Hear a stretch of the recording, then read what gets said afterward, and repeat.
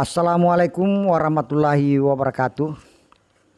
Kali ini saya coba mengulas sedikit mengenai sejarah singkat dari pembangunan patung Arupalaka yang ada di Taman Bunga atau yang sekarang ini dikenal dengan nama Taman Arupalaka. Dulunya tempat di mana patung Arupalaka ini dibangun adalah merupakan tempat dari salah satu tugu bersejarah yang ada di Kabupaten Bone yang dikenal dengan nama Tugu Merdeka. Tugu Merdeka ini dibangun pada masa pemerintahan kedua dari Puanta Andi Mapanyoki, yakni di tahun 1957. Kemudian Kerajaan Bone bergabung dengan NKRI pada tanggal 4 Juli tahun 1959. Adapun perayaan Hari Jadi Bone yang selama ini dilaksanakan pada tanggal 6 April itu adalah merupakan hari sejak kedatangan Tomanurunge pada tanggal 6 April tahun 1330 sebagai Raja Bone yang pertama. Kemudian Andi Mapanyoki adalah merupakan Raja Bone yang ke-32 dari tahun 1931 sampai 1946. Kemudian menjadi kepala daerah tingkat 2 Bone yang keempat dalam periode 1957 sampai 1960. Tugu Merdeka kemudian dihancurkan pada tahun 1989. Disinilah dibangun patung Arupalaka di awal tahun 1991.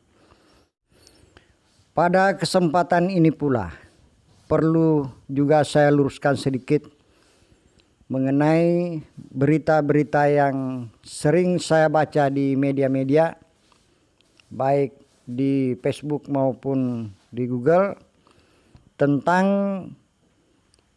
pembuatan awal dari patung Arupalaka ini.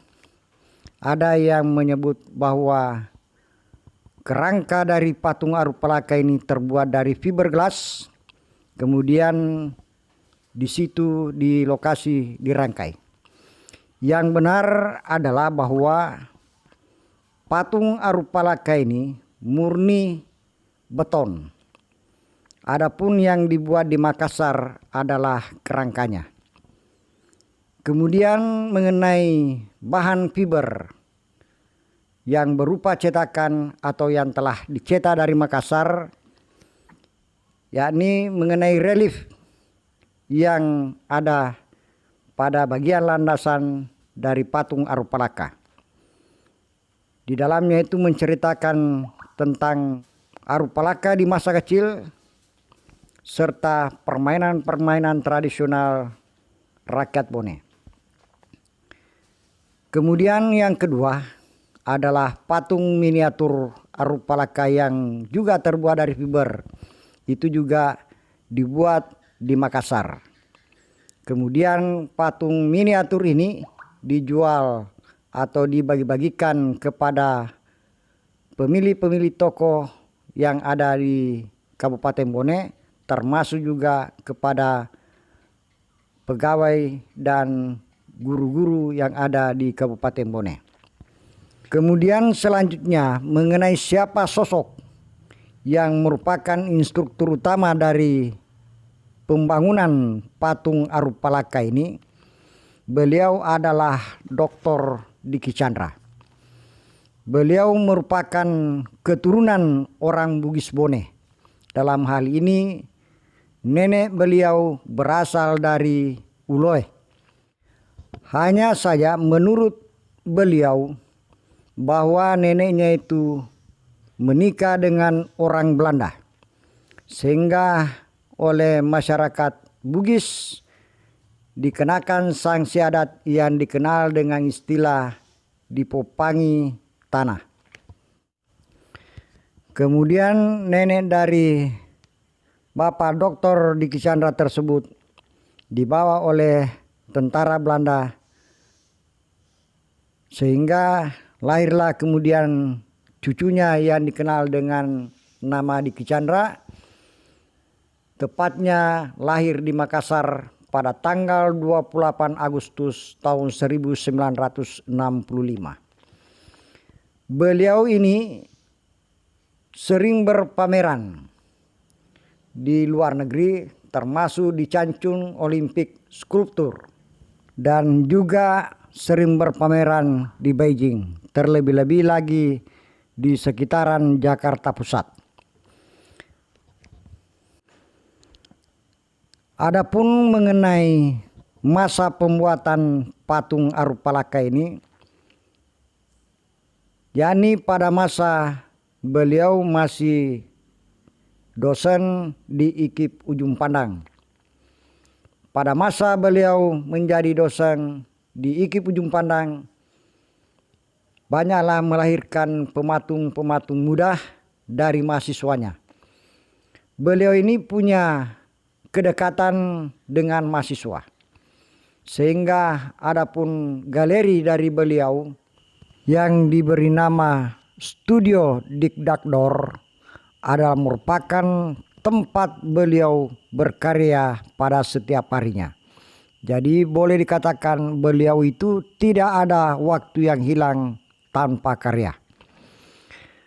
Selain itu pula, Bapak Diki Chandra juga selalu mengharapkan mahasiswa untuk ikut bersama-sama berkarya di studio Dikdakdor tersebut.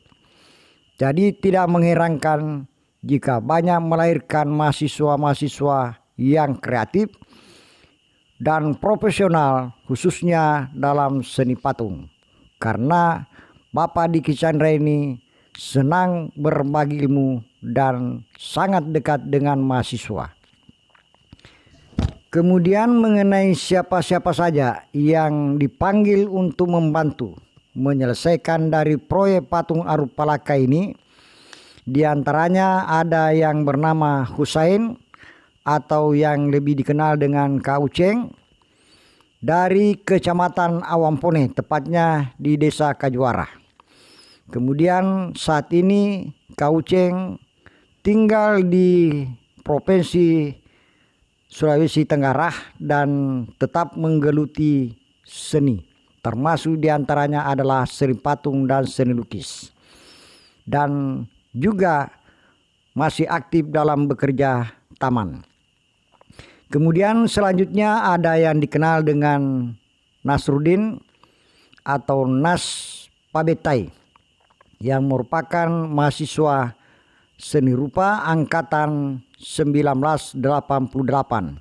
Kemudian ada juga Mas Pur dan Mas Kote. Nah, itulah nama-nama yang terlibat di dalam pembuatan patung Arupalaka ini. Nah, demikianlah teman mengenai video singkat tentang sejarah dari Tugu Merdeka yang saat ini generasi muda tidak pernah melihatnya lagi. Kemudian sejarah singkat tentang pembuatan patung Arupalaka dan sekaligus perayaan Hari Jadi Bone yang jatuh pada bulan April, tepatnya tanggal 6 April, itu diambil dari kedatangan pertama dari Tomanurunge sebagai raja pertama Bone. Terima kasih. Wassalamualaikum warahmatullahi wabarakatuh.